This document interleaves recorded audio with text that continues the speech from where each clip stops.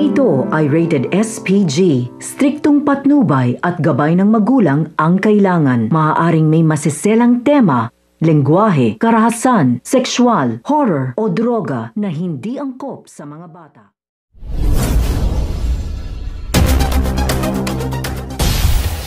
Nakagawa na nga ng pagkakataon sina Cassandra at Ellen na makatakas nga sa mga kamay nito ni Mariano.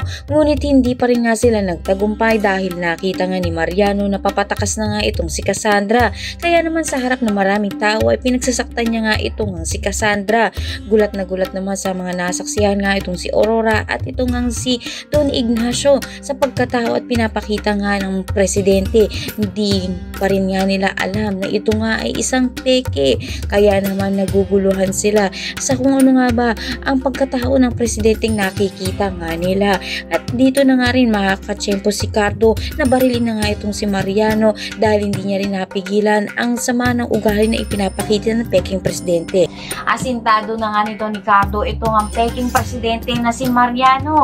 Ano kaya kahihinat-natnan kapag nalaman niya nga na isang peke ang kanyang nakuha? Ang lahat na nga nabangan natin at huwag mo natin kalimutan mag-like at mag-subscribe sa aking channel para lagi ka updated sa mga videos na i-upload ko. Maraming salamat sa inyong panonood at God bless.